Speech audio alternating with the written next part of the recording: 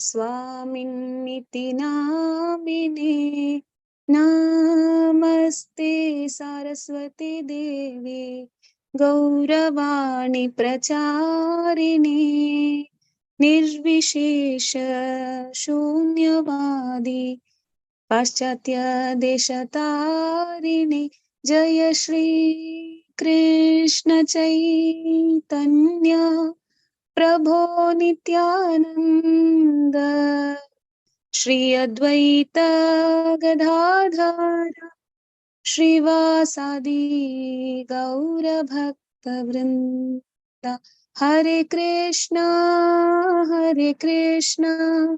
कृष्ण कृष्ण हरे हरे हरे राम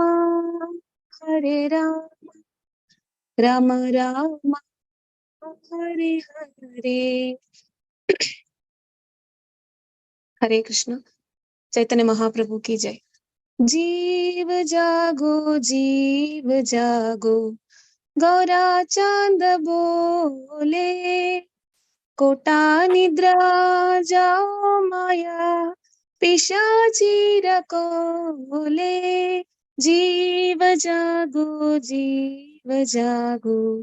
गौरा चांद बोले कोटा निद्रा जाओ माया पिशाची रकोले जीव जागो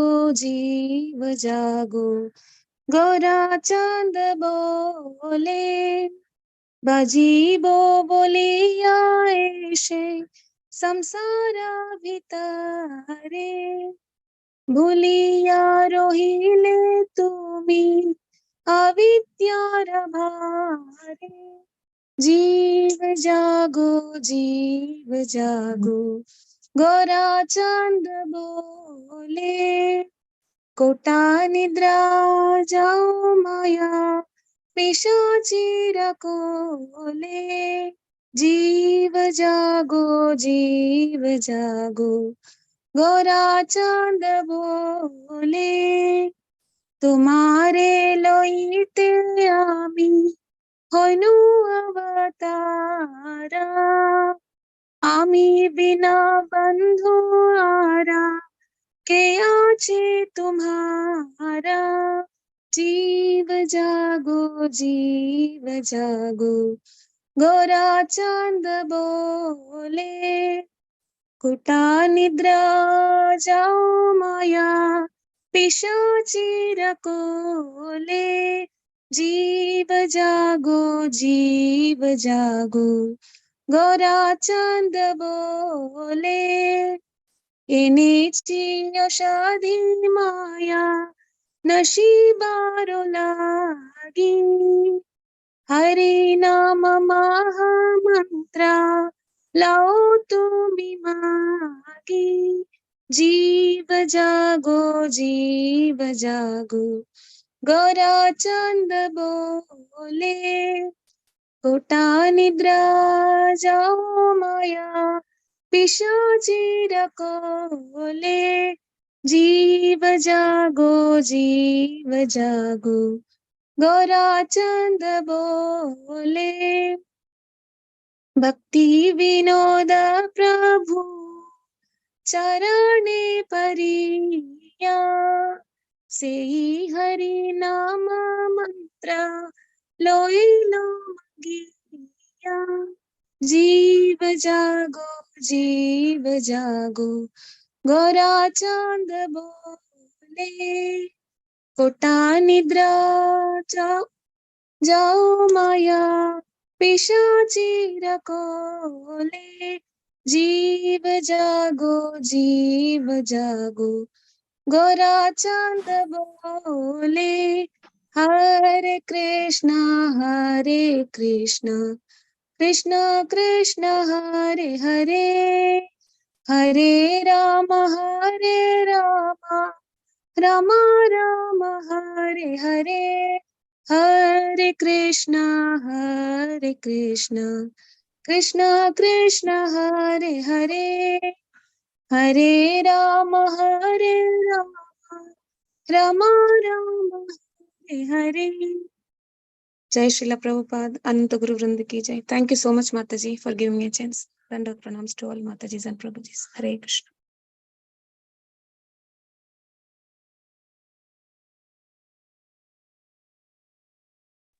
Hare Krishna. Thank you so much, Suma Mataji. Hari Bol. Very Hare nice Bol. bhajan. Jai Srila Prabhupada. Thank you, Mataji. Hare Krishna. Jai Shla Prabhupada. So we welcome Her Grace Kalasudha Mataji. Hare Krishna Mataji. Pranam. Once again to our session. Hare Krishna Mataji.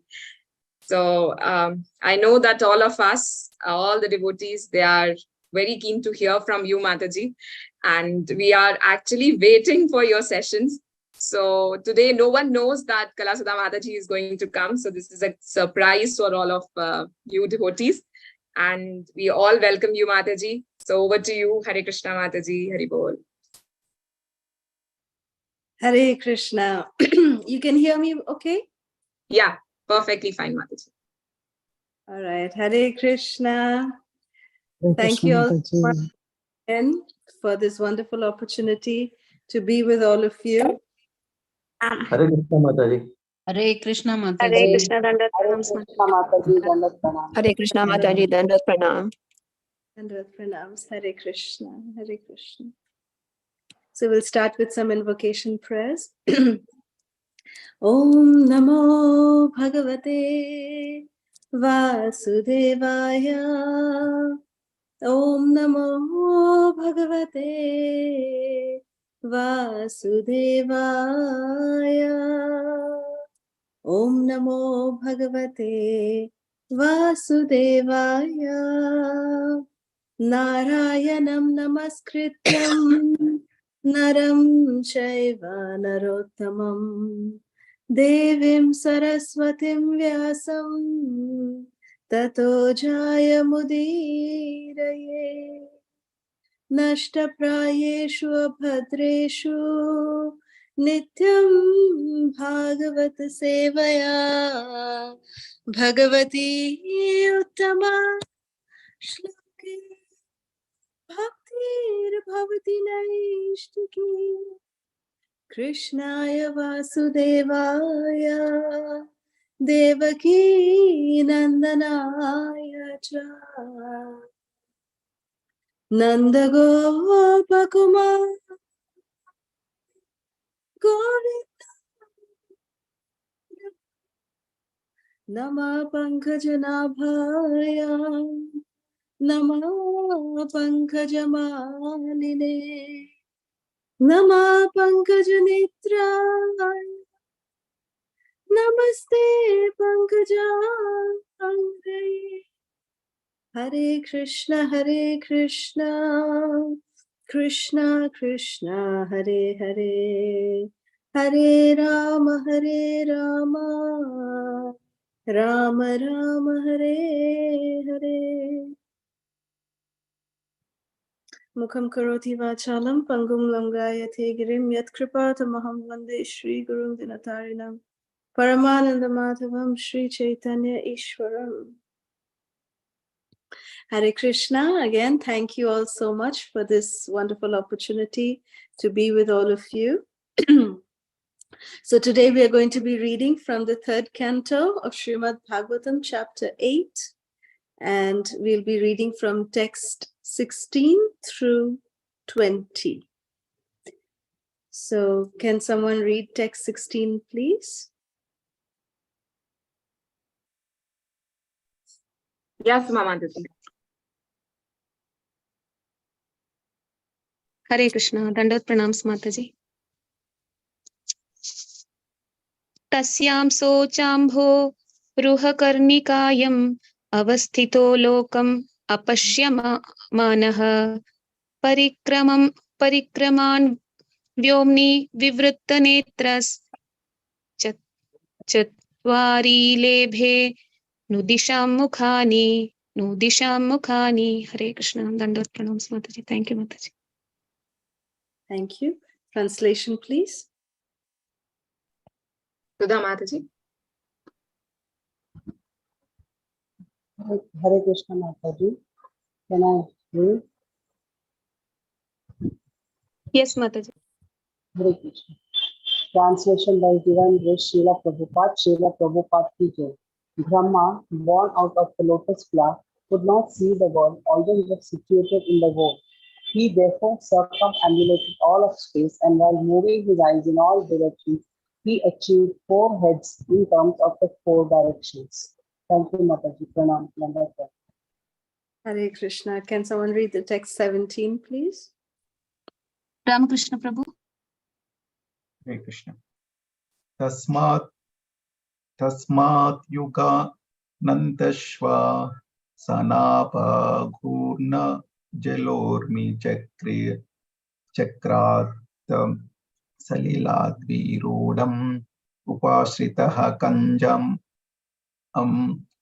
alokatatvam vatmanam adhadevaha. Thank you. Translation, please. Shanti Mataji. Hare Krishna Mataji. Translation with the great divine Srila Prabhupada ki jai. Lord Brahma, situated in that lotus, could not perfectly understand the creation, the lotus or himself. At the end of the millennium, the air of devastation began to move the water and the lotus in great circular waves. Purport also, Mataji? No, thank you. Yeah, thank you, Mataji. Okay, text 18, please. Naimisha Mataji. Can read Mataji. Hare Krishna. Hare Krishna Mataji Dandavat Pranam. Text 18. Ka eshayo aham abja prashta etat kuto vabjam ananyat apso asti here adastat ya kinchana tad adishtam yatra satanu bhavyam. Hare Krishna. Beautiful. Thank you, Beta. Someone for translation, please. Hare Krishna Mataji. Shall I, Mataji? Hare Krishna. Yes. Sunita Mataji. Okay. Hare Krishna Mataji. Lord Brahma, in his ignorance, contemplated, who am I that am situated on the top of this lotus? Where from has it sprouted? There must be something downward, and that from which this lotus has grown must be within the water. Hare Krishna. Thank you. Text 19, please. Divya Mataji. You can read Mataji. Hare Krishna. Divya Desai Mataji. Saitam udviksha tad abjanala nadibir antarjalam avisvesha narvag gatastat khara nala nabim vichinvamstad avindat tajah. Hare Krishna Mataji. Thank you. Translation, please. Sharmila Mataji. Yeah, Hare Krishna. Translation by His Divine Grace A.C. Bhaktivedanta Swami Prabhupada, Srila Prabhupada ki jai. Lord Brahma, thus contemplating, entered the water through the channel of the stem of the lotus. But in spite of entering the stem and going nearer to the navel of Vishnu, he could not trace out the root. Thank you, Mother. Thank you. The last final verse, text 20, please.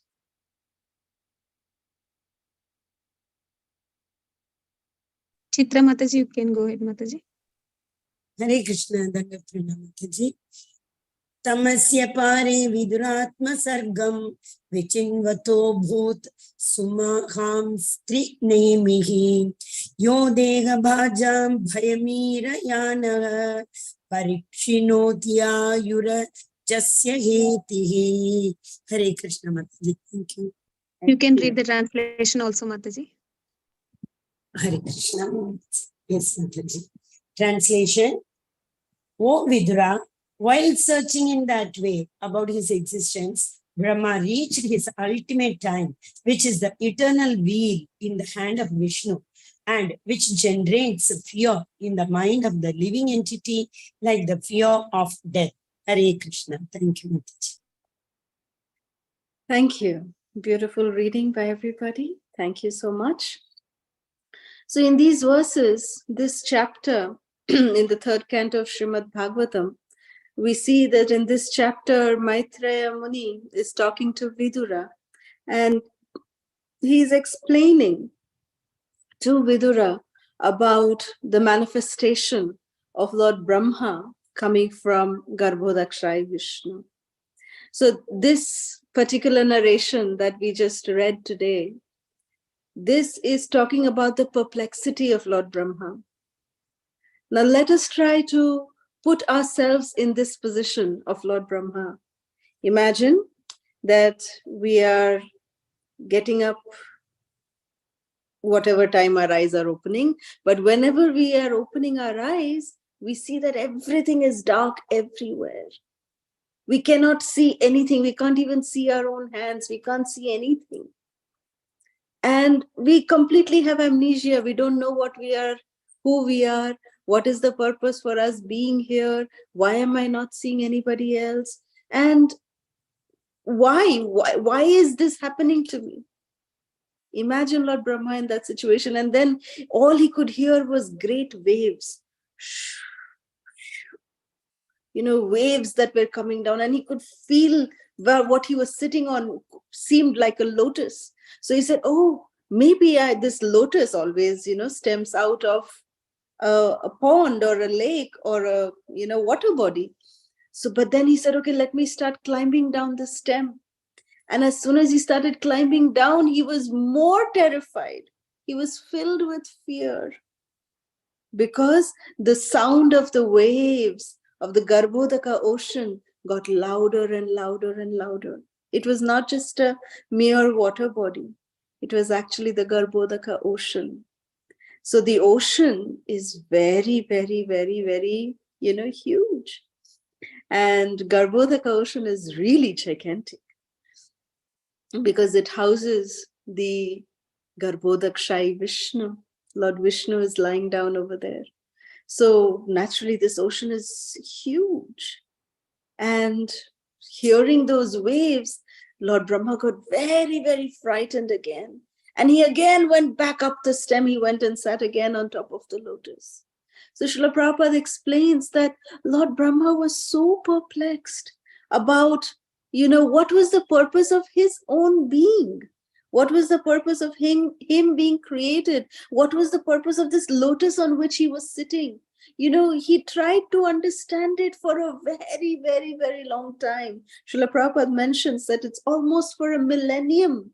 Lord Brahma tried to understand that, he tried to understand what is the purpose for me to be here. But Srila Prabhupada explains that no mystery, no one can know the mystery of creation or the cosmic manifestation simply by mental speculation, which Lord Brahma tried. Lord Brahma tried to contemplate it for 1 millennium, one entire millennium. Lord Brahma tried to contemplate what is the purpose, but he couldn't figure it out. So Srila Prabhupada is saying the human being is so limited in capacity that we cannot understand the mystery of the will of the Lord in terms of its creation, in terms of its maintenance, in terms of its annihilation, anything. We are just incapable. But then Srila Prabhupada goes on to explain, he says that by dint of one's own personal endeavor, that, how Lord Brahma, it is explained here, that he even tried to climb down the stem to try and see if he could reach the source of that stem.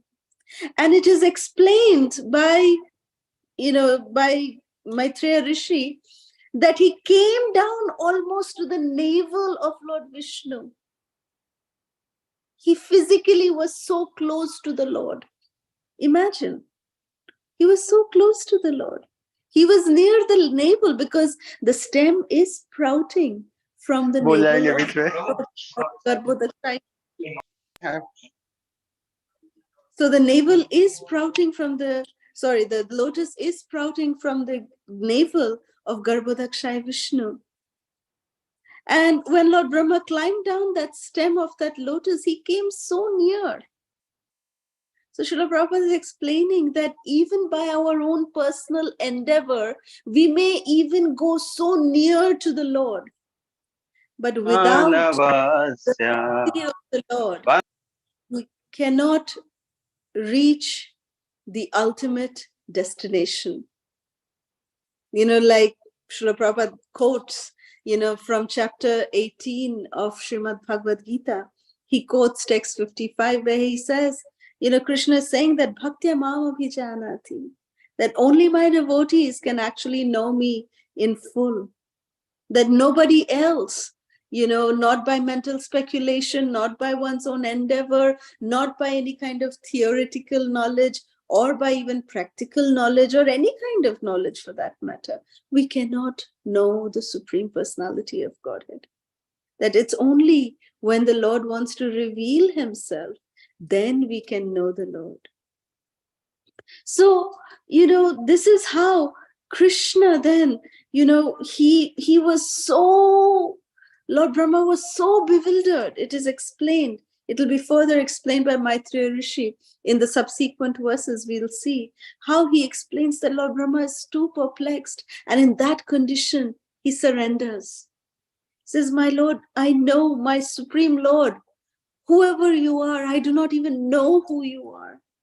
But then please tell me, for what purpose have I been created by you? Why did you create me? And then Krishna, it is said, he played his flute. And that is the beginning of the first verse of Shrimad Bhagavatam 1.1.1, where it says, Om Namo Bhagavate Vasudevaya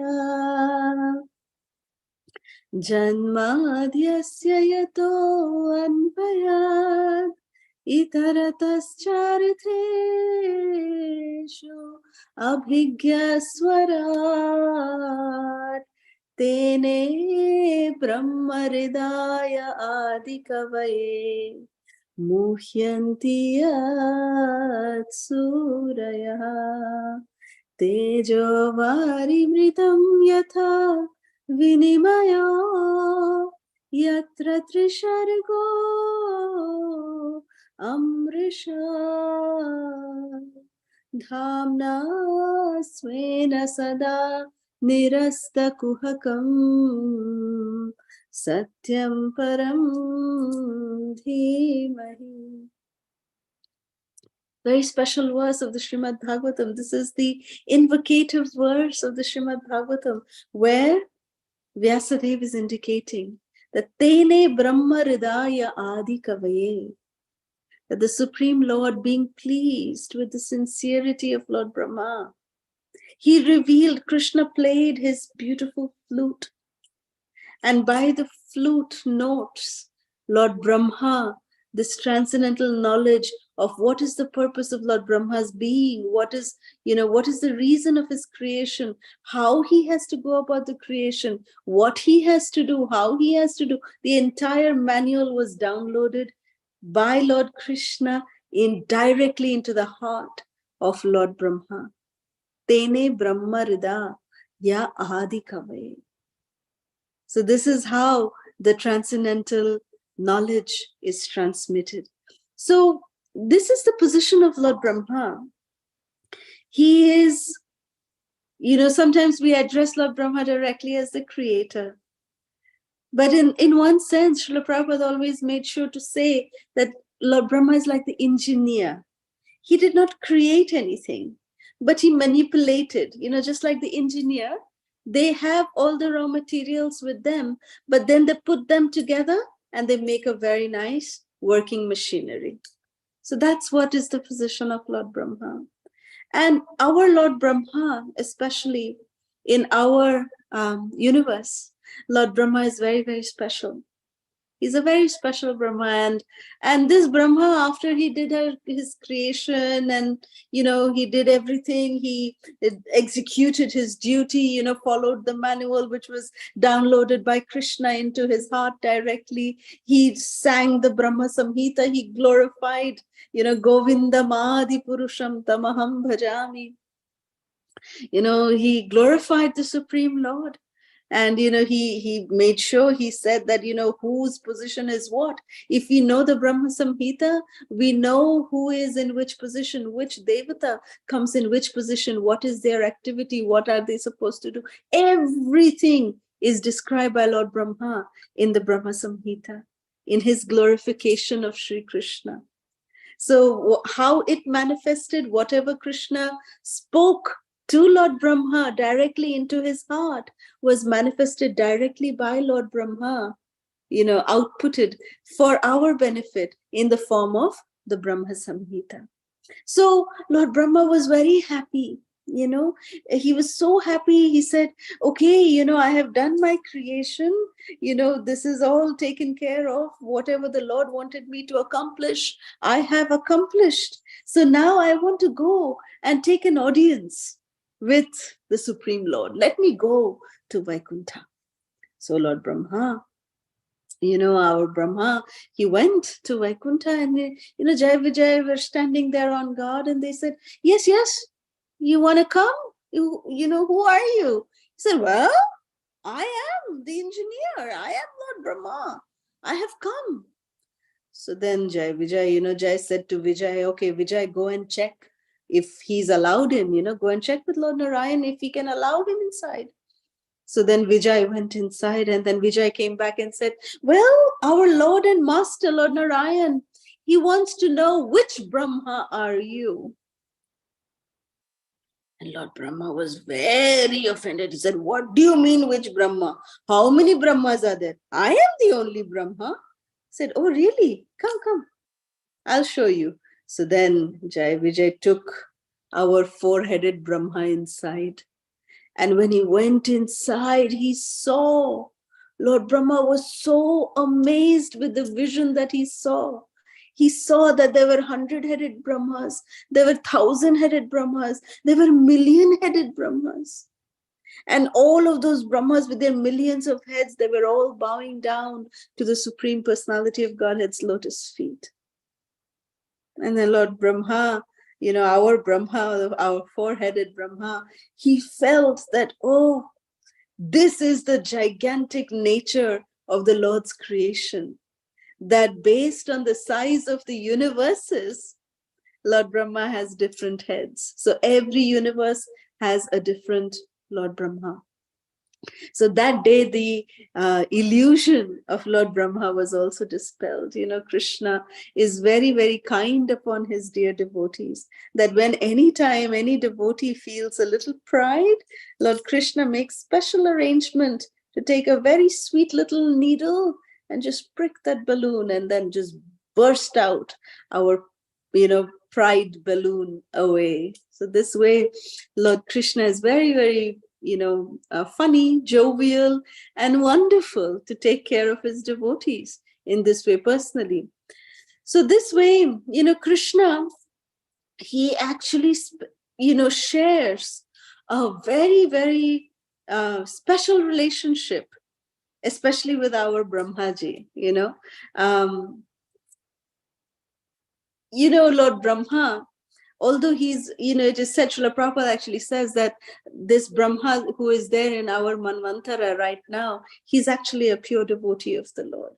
And Lord Brahma, his body is made out of pure intelligence.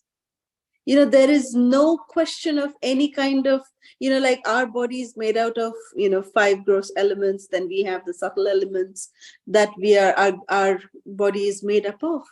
But Lord Brahma, his external body is only intelligence. It's pure intelligence. That's what Lord Brahma's body is made out of. So even if Lord Brahma would be here right now in front of us, unfortunately, our mundane vision, mundane eyes will not be able to see him, because intelligence is not something that our eyes are meant to see. We cannot see Lord Brahma unless he chooses to show himself to us. Srila Prabhupada mentions this. So in spite of Lord Brahma being a pure devotee, but the Lord has his own beautiful ways that he uses his own pure devotees to manifest certain pastimes which have very, very deep meanings and understandings. and also follow-up lessons for everybody. So that's why Lord Krishna, he actually put Lord Brahma under Vimohana.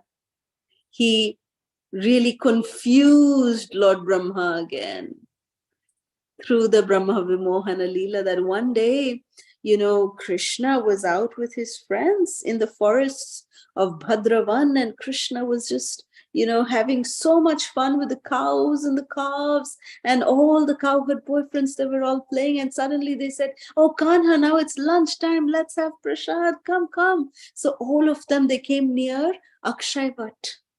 Akshayvat is this very, very wonderful, it is called as the air-conditioned tree of Vrindavan. It is the natural refrigerator, Krishna's natural refrigerator that Vrajadham provided for Krishna. Why? Because every day in the morning, as soon as the boys would come, they would all carry buttermilk with them. Now we know that buttermilk, if it is kept in the hot sun, it kind of gets more sour, no? But the boys would have pots and pots. Everyone would have a pot of buttermilk. So to keep their buttermilk very nice and chilled, they would actually hang their buttermilk from the branches of this Akshayvat. It's this huge banyan tree. So this Akshayvat is very, very special. So like this, there are some very famous vatas, like the banyan trees in Brajadham. And one of the most famous ones is this Akshayvat. Of course, there's Vamshivat, there's Shringarvat. But Akshayvat is a very, very, very special refrigerator, natural refrigerator tree that Krishna would use to hang his buttermilk. And all the sakhas would also do the same. So then every day during lunchtime, they would, take down their little lunch packets and their little potlis, their little cloth bundle of, whatever snack they would have, and this pot of buttermilk. They would all bring that down, and the buttermilk would be so chilled, because of the cool breeze that would flow, below this Akshayvat tree. So natural refrigerator, and they were all drinking buttermilk. They were all very parched, but sitting under the cool shade of Akshayvat, they were all enjoying their snack. And then Madhumangala, that particular day, Madhumangal, all he had with him was this one little pot of buttermilk. And Kanha, he was so wonderful. He is so wonderful that Krishna would give whatever Mother Jashoda would pack for him, Krishna would distribute to his friends. And whatever they would bring, Krishna would go and take one bite from each of them. So then when Krishna came to Madhumangala, Krishna, when he was next to Madhumangala with the other Sakha, Madhumangala saw, oh no, next is my turn.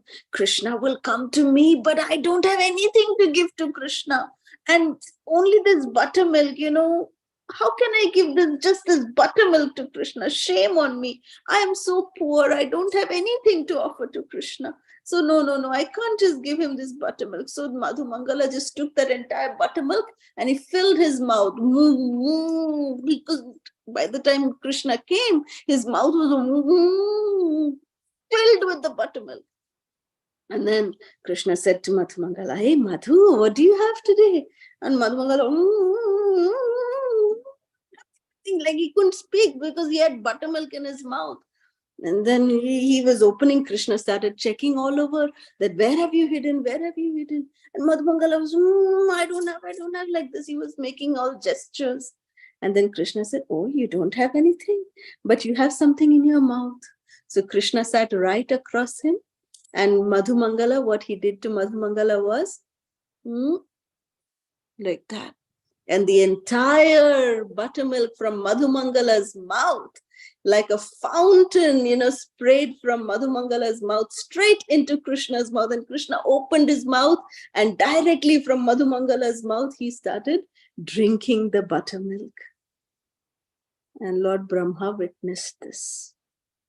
And when Lord Brahma witnessed this, he was like, Ayyo, Rama, this is Govinda.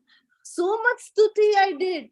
And this is that Supreme Personality of Godhead whom I was, doing so much of veneration, that Sahasra Shata Lakshmis are, serving. And what is this Supreme Lord doing? He's taking the jhuta, he's taking this, from the mouth of Madhumangala, from a mere boy, from a mere cowherd boy. He's drinking buttermilk from the mouth of that boy. Chi, chi, chi, chi, chi, chi. This is not nice. This can't be the Supreme Lord. Chi? No. That was illusion. This is not that Lord. It can't be the Supreme Lord. So Lord Brahma got really bewildered, so bewildered. And Lord Brahma said, no, I have to see and test if this is indeed the Supreme Lord. So then he started stealing. First, Lord Brahma stole all the calves of Krishna. He stole all the calves, kept them in Brahmaloka, came back, and then he took, when Krishna went to search for all the calves, at that time, Lord Brahma stole all the cowherd boys and went to Brahmaloka. And Krishna immediately knew that this is the work of Lord Brahma. So Krishna, as the master of all mystics, he expanded himself into each and every one of those cows and calves, and the calves and the cowherd boys.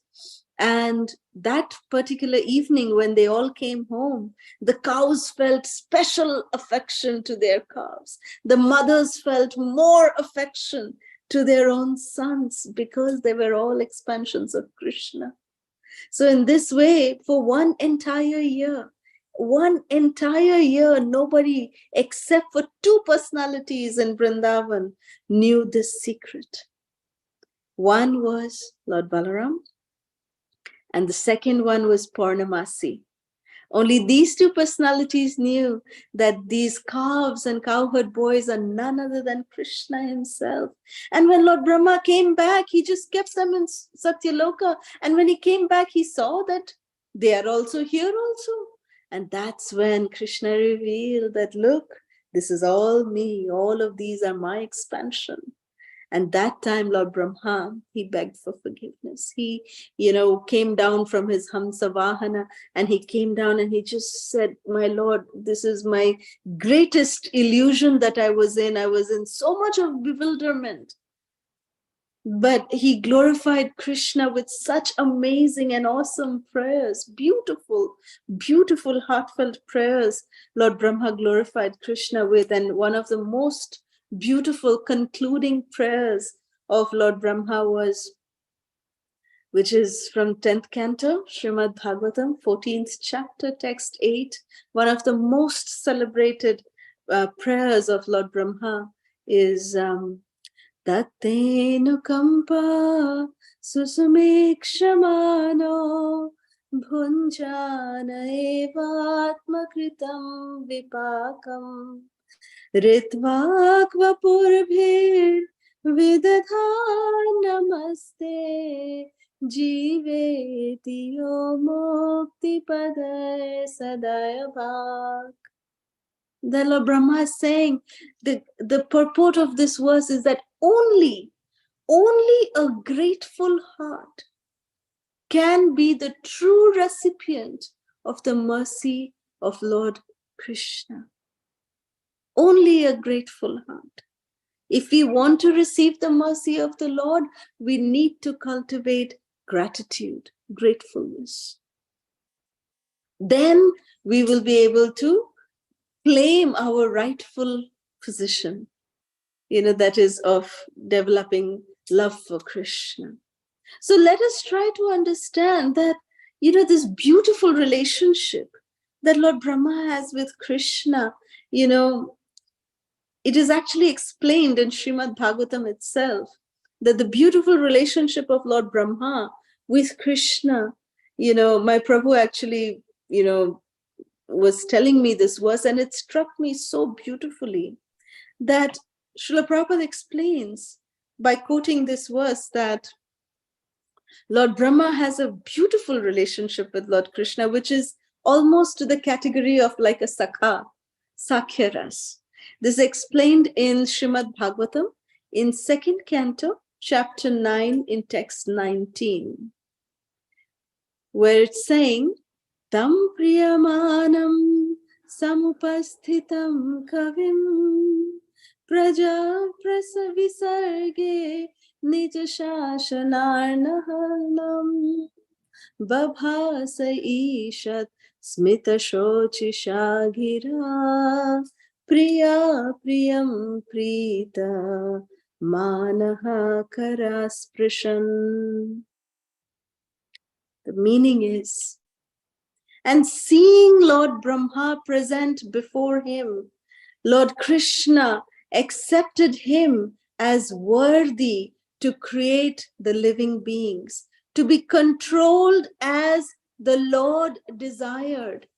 And thus, being very much satisfied with Lord Brahma, the Lord shook hands with Brahma and smiling very, slightly, Lord Brahma was addressed by the Lord. So, of course, here we see that Krishna, his smile is actually glorified. It is smitahasya. Krishna, it is said that he has 6 kinds of smiles. In the Nectar of Devotion, Srila Rupa Goswami describes, this 6 kinds of smiles of Krishna. They are actually a seminar in by themselves. We can go on for hours together based on different pastimes that Krishna has on these 6 kinds of smiles. But smitahasya, it is described by Srila Rupa Goswami that when one is smiling, but the teeth are not shown, but you almost laugh or smile with your eyes more than your lips. So your lips are extended, but not, your teeth are not visible. That is smita. The second smile of Krishna is hasita. Hasita means where the teeth are shown a little bit of teeth is revealed, just a little bit like that. Third smile of Krishna is vihasita. Vihasita is that where all the 32 teeth are seen. Krishna is smiling like that, where all he's showing is all his teeth. Fourth smile is avahasita. Avahasita is that, when Krishna is smiling, laughing like this and like that, and his nose starts puffing, his eyes also become so small, that kind of smile or rather laughter is called as avahasita. Then apahasita is when, by laughing so much that even, from the eyes, tears are coming. So much of laughter, that is called as apahasita. And the 6th kind of smile that Krishna has, or the laughter that Krishna has, is called as atihasita, that when, great laughter while, clapping hands and catching the stomach and rolling on the ground, that kind of laughter, that is called as atihasita. So these are the 6 kinds of smiles of Krishna. So here it is explained that Krishna, when he greeted Lord Brahma, he greeted him, when he saw Lord Brahma, Krishna was so pleased. Why was Krishna so pleased? That, because Lord Brahma kept himself like a puppet in the hands of Krishna, to be controlled as the Lord desired. That is explained here, that, he allowed that the Lord can control him. He controlled as the Lord would desire. So that is the reason why that Lord Krishna was also very pleased with him. This is one reason why Krishna was very pleased with Lord Brahma. And how did being pleased with Brahma, the gesture that Krishna did is that he shook the hands of Lord Brahma, So in the official world, right, when we meet another, like a co-worker, when we meet, we shake hands very officially, There is friendship, but it is like yes, I'm very proud of what you're doing, like the CEO or the director of the company coming in, shaking hands with one of the managers. So it's like that. That's how Srila Prabhupada is talking about Lord Brahma, that here in this verse, Srila Prabhupada also points out that Lord Brahma is so dear to Krishna that Krishna has used the word Priya 3 times in this verse. 3 times. Priya means being very dear to the Lord. And anytime, 3 times, if in the same verse, in the Vedas or in the Puranas or in our Shastra, when 3 times it is called as Tin Shatta. Tin Shatta means a fact, if it has to be stressed upon, then it is stated 3 times. Harir Nama, Harir Nama, Harir Namaiva Kevala. Kalau Nastyeva, Nastyeva, Nastyeva Gatiranyata. Like that. So 3 times, saying anything 3 times stresses the importance. So similarly, in this particular verse, Lord Brahma is being addressed by Krishna that you're very, very, very dear to me. Priya, Priya, Priya, 3 times. And the Lord really, why is the Lord becoming so pleased?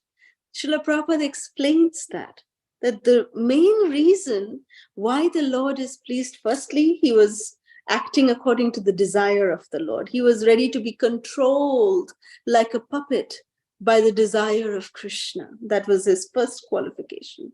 Second, which Srila Prabhupada explains, is that because Lord Brahma was taken on the position of imparting the transcendental knowledge that he has gained from Krishna through the medium of the Brahma Sampradaya.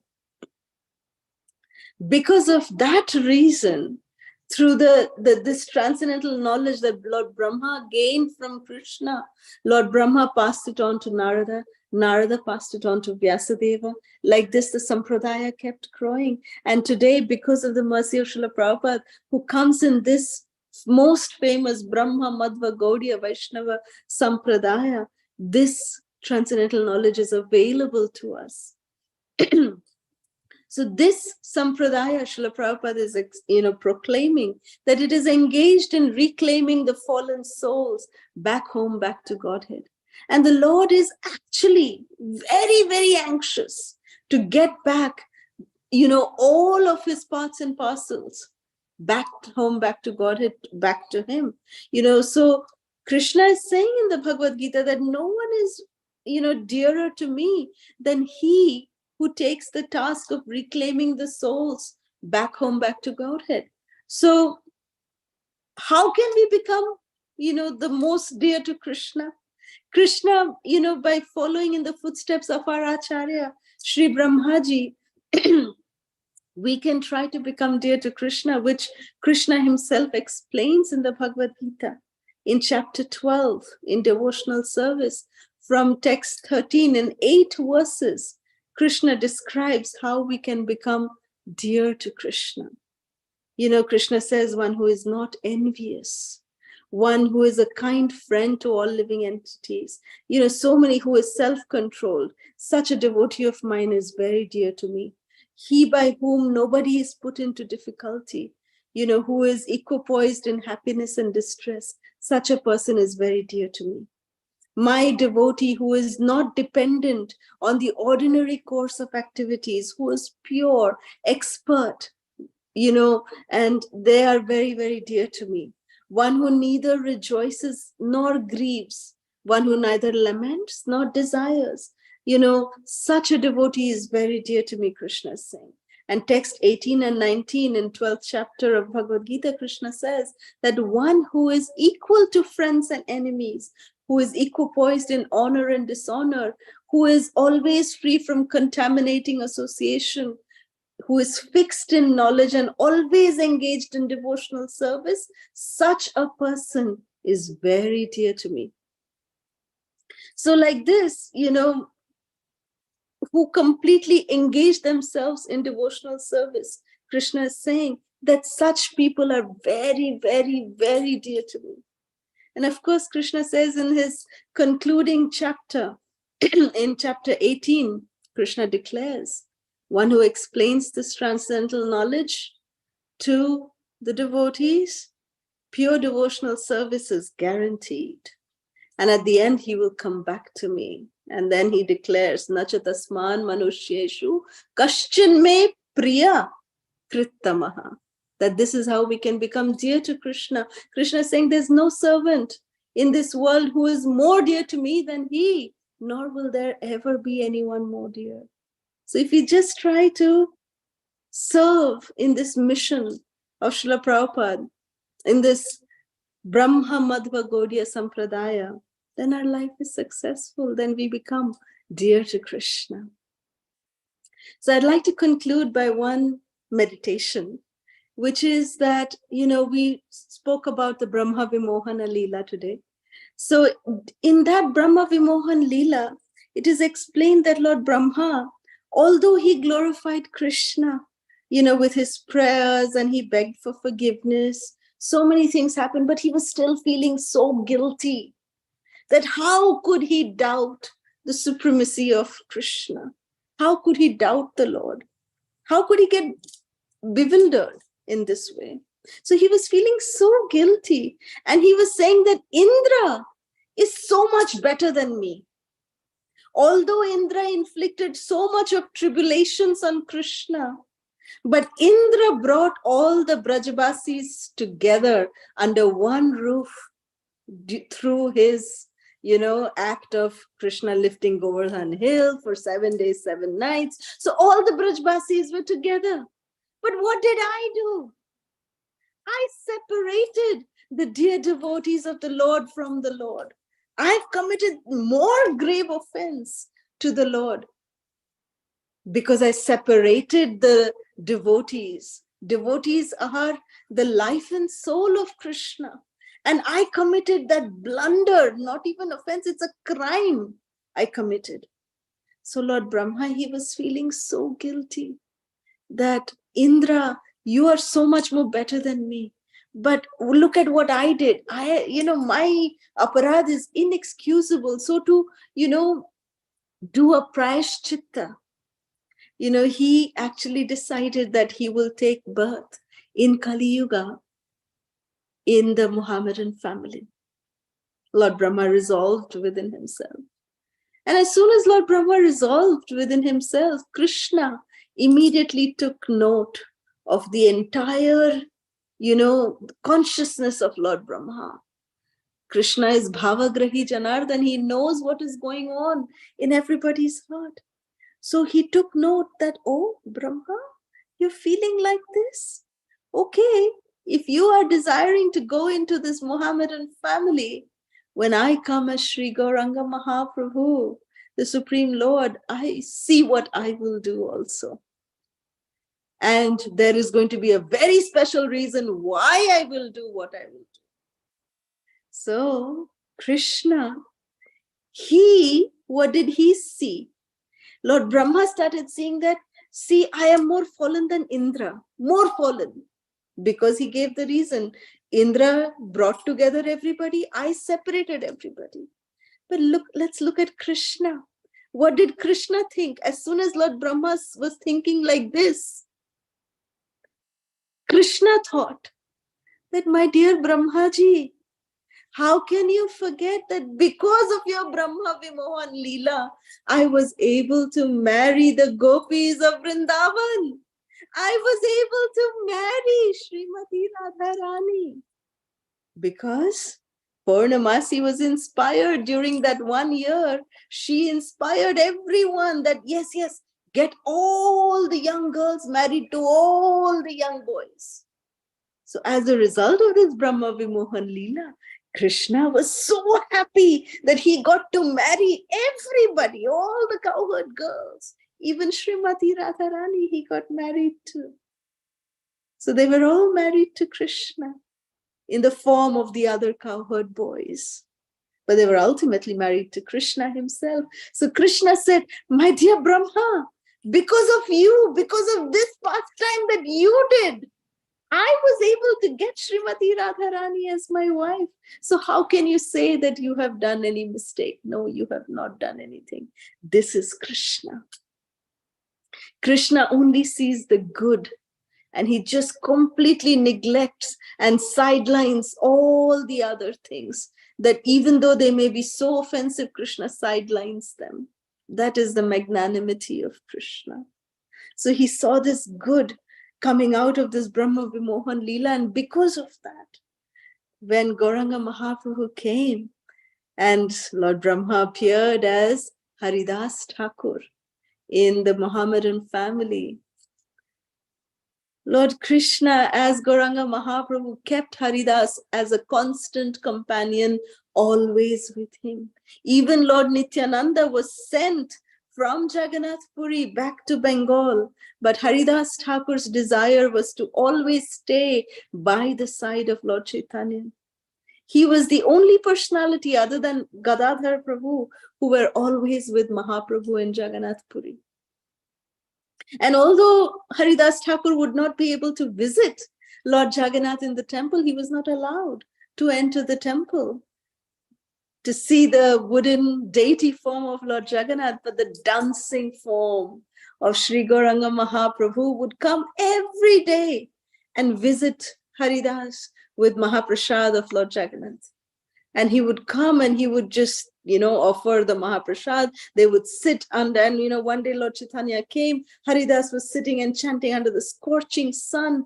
And Lord Chaitanya came with the neem twig, that is used for Lord Jagannath to brush his tooth in the morning. So Lord Chaitanya was given that neem twig of Lord Jagannath's toothbrush, and he was doing datun, he was brushing his teeth, and he came to see Haridas, and it was scorching heat. So then Lord Chaitanya just planted that neem twig, and what came out of it? Siddha Bokul, the Bokul tree, a flower tree came out. And if you know closely, if you go and see, at the side of the Bokul tree, there is one small neem tree there today also. So that original neem twig is there from which this Bokul tree has sprouted. And because Lord Chaitanya and Srila Haridas Thakur would chant under this tree, today we know it as Siddha Bokul. It is actually dead at its root. This tree is dead at its root, but still it is flourishing. That is the quality, transcendental nature of this tree.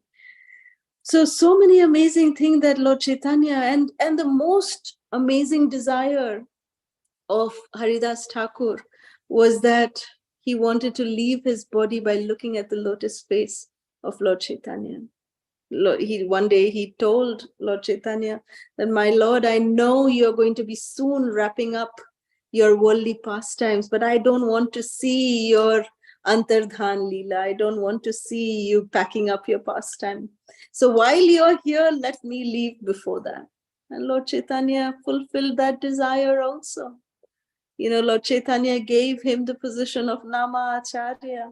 And then the final day when Haridas Thakur was leaving his body, all the devotees came and started chanting. And Haridas Thakur, he fixated his eyes like bumblebees on the golden lotus face of Lord Gauranga. And upon seeing the golden lotus face of Lord Gauranga, Haridas Thakur, saying the name of Gaura Hari, he gave up his body.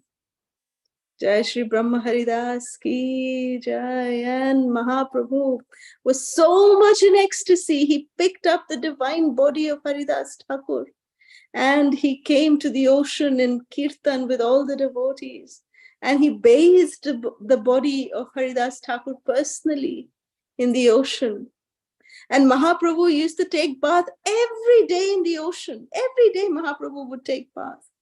But that day when Lord Chaitanya, when he bathed the divine body of Haridas Thakur in the ocean, that day Lord Gauranga made the declaration that from today, the ocean has become a Mahatirtha. Why?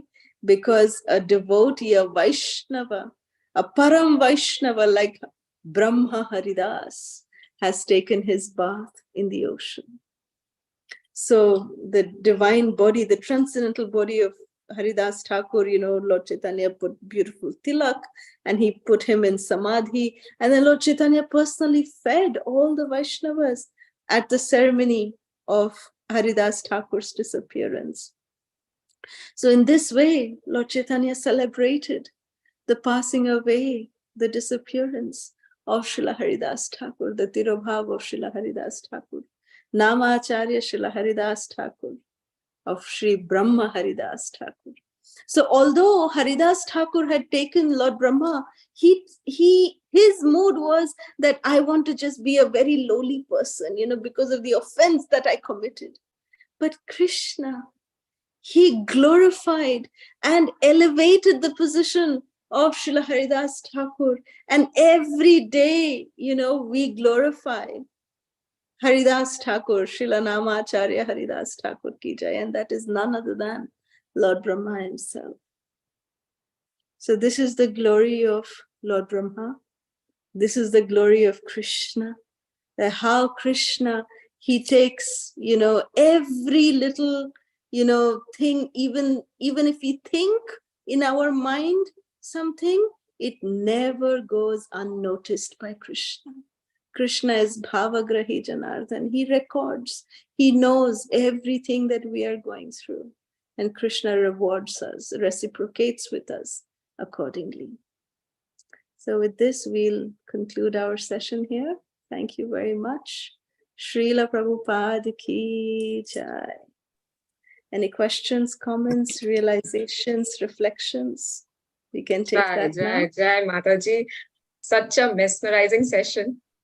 Starting with Brahma's bewilderment, coming to the helplessness of Madhumangal, and then now Brahma's lamentation and Krishna's reciprocation. Everything we were able to feel, Mataji. Seriously, it was very nice session, Mataji. Thank you so much. Yeah, definitely. I will ask devotees, please, if you have any question or comments. Hare Krishna Mataji. Yeah, Krishnamurti Prabhu. Mataji, we have no voice to talk. Just enjoying, that's all. I am grateful to Mataji. Hare Bol. Hare Krishna Mataji. Thank We you. were just Hare Krishna Mataji. We were just lost in the lecture. We were just visualizing the whole thing. It was so beautiful, Mataji. Thank you so much. Hare Krishna Mataji, Dandat Pranam. All the mercy of our spiritual masters, mercy of Srila Prabhupada, and all of your sincerity and your blessings. Thank you. Hare Krishna. Hare Krishna Mataji, wonderful session Mataji, and we are so grateful to this ICF team. And because of this, we are getting this so much of mercy Mataji to hear Shrimad Bhagavatam, and that too from all of you Mataji. Like, we are so blessed. But we are selfish Mataji. We want you to come very frequently. Hare Krishna. Only then No, we you can are not get selfish, Suma Mataji. We all are thinking that. So you are thinking about all the devotees. so that we can really relate. Yes, Mataji, true, no, Mataji. We can really taste the nectar, Mataji. Otherwise, we are not able to, Mataji. Hare Krishna. Dandat pranams. Thank you. Thank you. I will also come out of my selfishness to be associated with all of you. Hare Bol Jai Mataji. Yeah, Medhavi Mataji, Hare Krishna. You have question, Mataji? Yes. Hare Krishna Mataji. Pranams. Always wonderful to hear from you, Mataji. Mataji, I had a question. Yes. So Brahma is the perfected being, right? One who perfects his life. He's a pure, it's not a, I wouldn't say, but what I've read is, someone who's perfected his life, right? He becomes Brahma, or he does properly Varnashrama for 100 lifetimes or something. He gets the position of Brahma where he gets to serve the Supreme Lord by doing this Visarga or secondary creation. So my query, Mataji, is if Brahma could be put into illusion, that, being a pure devotee, being an administrator of the Lord, he was put into illusion thinking that, Krishna is an ordinary boy who's having some kind of display with Madhu Mangal and all the Gopas. Then what is the this thing for, what is the position of us sadhaka bhaktas? We are just trying to develop love for Krishna, and a perfected soul can be put into illusion. Then what is the hope that we have, Mataji? Kindly help to understand. Hare Krishna. Dandat pranams. We don't have any hope. Our only hope is Srila Prabhupada and our spiritual masters. We don't have any qualification, and it's a fact. Whatever, we are chanting, if we are following the 4 regulative principles, those are basic human, if anyone says that, if anyone is proud that, oh, I'm following the 4 regulative principles, that is just bare, qualifications to be a human being. If anyone is not following the 4 regulative principles, they're not even category of human being. So to follow the 4 regulative principles is not a big thing at all. Not at all. And how do we chant our 16 rounds? Each of us know that. It's just like looking at our Sakshi Mala.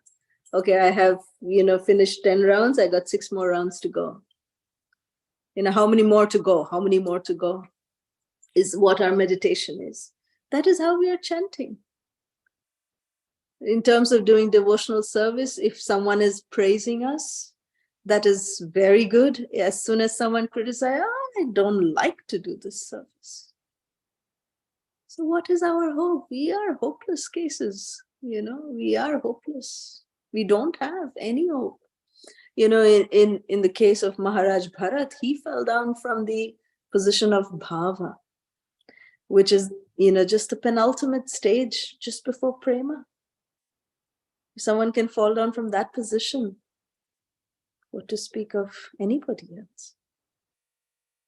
So that is to show that, we are just causeless mercy cases, and we cannot depend on anything other than just the mercy of Srila Prabhupada, just the mercy of our spiritual master.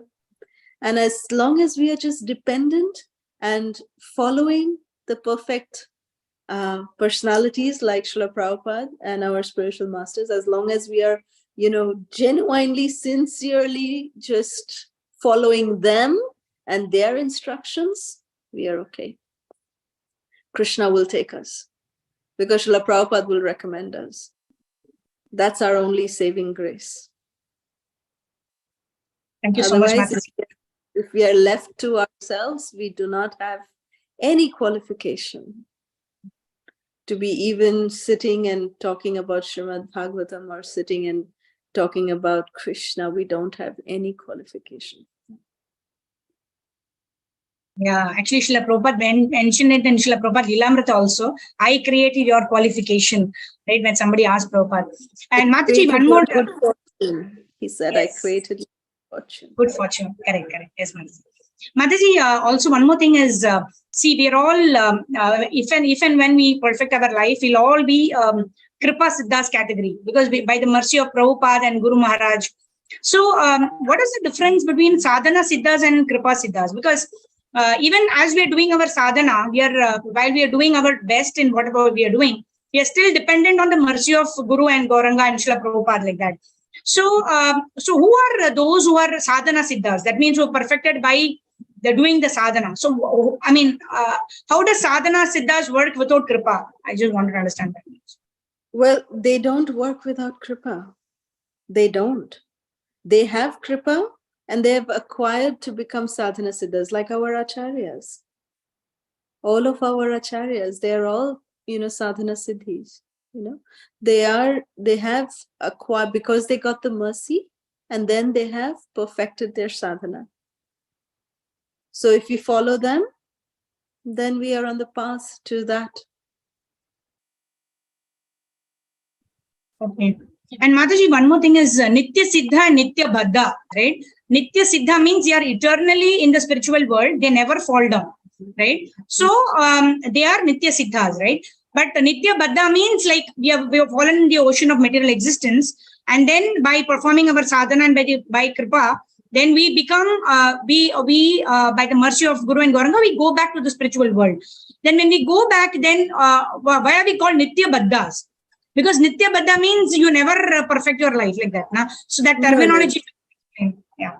No. It's not that. Even Nitya Siddhas, they also come down. When Krishna comes with his parshads, his associates. So they are all Nitya Siddhas. They choose to come along with Krishna. So yes, we are Nityabadhas because, from time immemorial, we are bound here in this material world. So, but by the mercy, when the kripa intervenes, so when there is an intervention, then, this Nityabadha state can be, it's like foregoing it.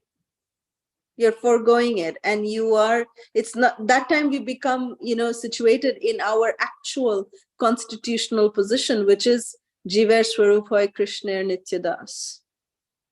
So that is our, original constitutional position. Now we are in Maya Nityadas, but we have to get to our eternal constitutional position, which is Krishna Nityadas. So in that sense. Okay, and because the term is quite confusing because it's Nityabadha. Nityabadha means eternally conditioned. So, there but that the eternally conditioned is what our state was. Okay. See, when we are washing a particular vegetable, or like the example that Srila Prabhupada gave, that a person is diseased, he goes to the hospital.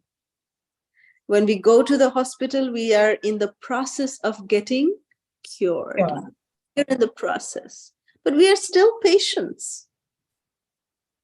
And some of us may be, cured, and some of, like our acharyas, they are also working in the hospital, but they are not patients, they are doctors. They are the ones who are curing. So they are Nitya Siddhas. Yes, Mataji. Very beautiful analogy. Thank you. Understood. Hare Krishna. Thank you, Mataji. Dandavat. Hare Krishna. Any other question? So shall we stop here? Hare Krishna, Mataji. Yeah. One small Yes, doubt, Mataji. Mataji, Yeah. can we put tilak when we are during the menstrual cycle, Mataji? Tilak. Yes, we can put. Thank you. It is advised just not to touch any brass metal. Like if you are using Achaman cup during these 4 days, take it in a steel bowl and use a steel spoon. Don't touch bell metal or, Achaman cups. Don't touch that because in our contaminated state, we are not supposed to touch Achaman cup, especially because it is either made of brass or they are considered to be more purer alloys and directly like a personal paraphernalia of the Lord. So in that sense, we're not supposed to touch the paraphernalia of the Lord. Even though our Achaman cup may not be in the altar room, but even if it is near our tilak, it is advised that during those 4 days, we can use a steel cup and a steel spoon to keep the water. And then with that, you must put tilak. We must adorn our. Yes. Thank you, Mataji. Gopi Chanta, you can use the same. Pardon me? The Gopi Chanta and what we are using for the 4 days, the same thing we can use for next day also, after 4 days also. If you touch that, it is okay. Yes. Yeah. Okay. Gopi Chandan does not get impure. Okay.